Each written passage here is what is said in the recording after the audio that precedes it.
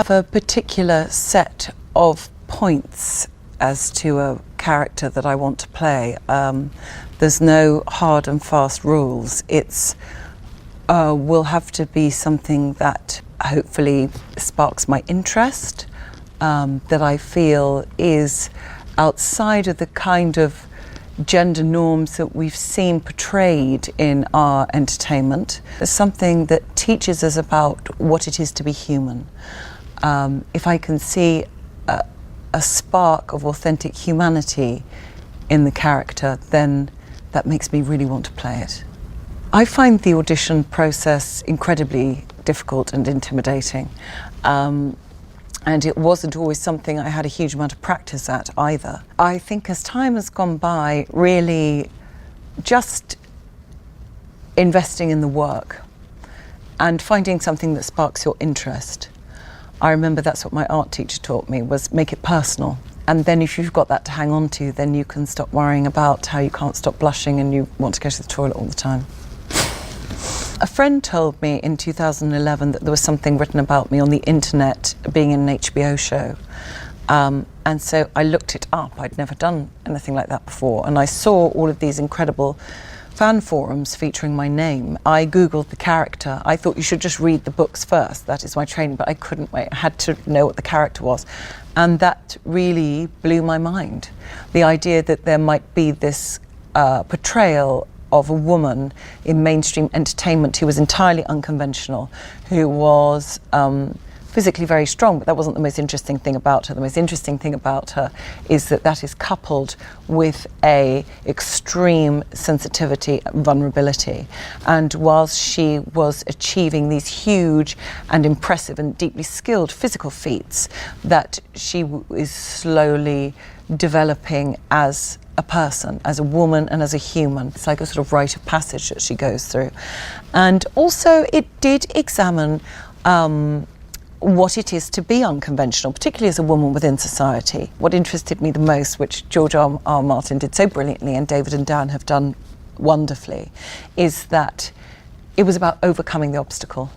It wasn't just about being mocked for being outside of society. It was about overcoming that obstacle and changing attitudes. And that made me want to play the part so badly. I then read all of Brienne's story. I read as much of the books as I could. I think I read up to the end of book 3. I read voraciously. I started physically training. This is all before the audition. How could I do anything other than take that amazing opportunity seriously? The second audition actually lasted maybe 5 minutes. And I thought, okay, so either I've got that or that just went so badly, so badly. I found out I got the job, and then the real work began. And I started training with the brilliant CC Smith, who's a coaching, directing, stuntman legend. And he taught me how to fight, how to sword fight. We worked on the way I walked, the way I held my body. And he really pushed me, so I was able to achieve things I never thought I could, like fighting a man that's 6'7" and weighs 22 stone. Sorry, Rory. Preparation can involve many different things. It can involve, as it has done most prominently on Game of Thrones, a lot of physical training. So I have done a lot of physical training and reside quite firmly in the physical world, which is not somewhere that I did before, and that's become a part of my life. However, I did go to Drama Centre London, which is a classical training with a method approach, and we did a lot of physical training there. And that's where I became first aware that the body is a tool to be used in its entirety. So the greater control you have over your body, the more precise your physical portrayal can be. And that isn't just about playing someone strong or someone that can do fighting or anything like that. It's really about maintaining control over a different physical attitude. When I first started on Game of Thrones, it wasn't a small production, but it wasn't the vast machine that it is now. But in those days where the show wasn't an enormous global success, for instance, you know, sort of working season 2, season 3, and it really felt like a group of actors thrown together, all working hard to craft the scenes, to get the most out of the scenes, to really work this drama and make that come to life.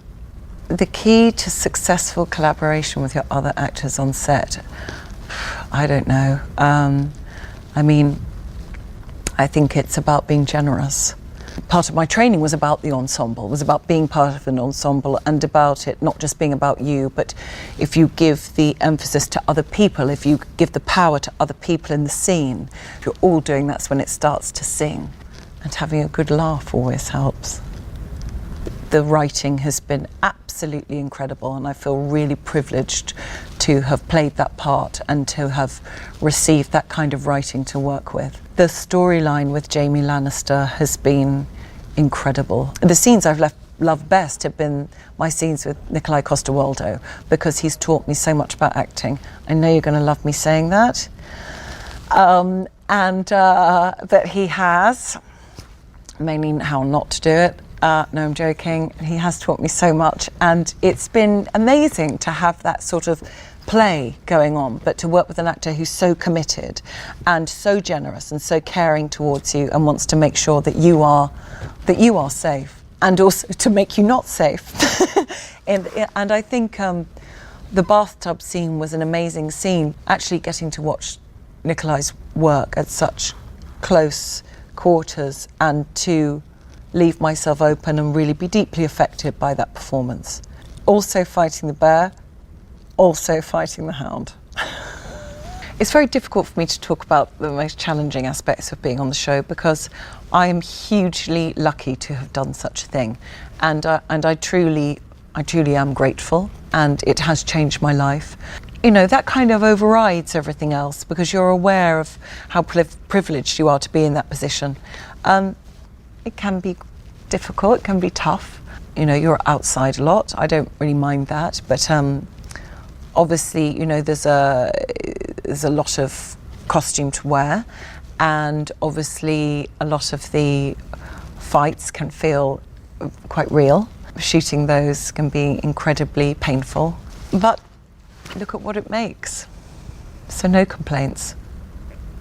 Any kind of advice that I might give, and I certainly don't really feel like I'm the right person to do this, but one thing I have learned is never, never, never, never give up, and never change the person that you are. Obviously, you know, evolve or die, but be your authentic self.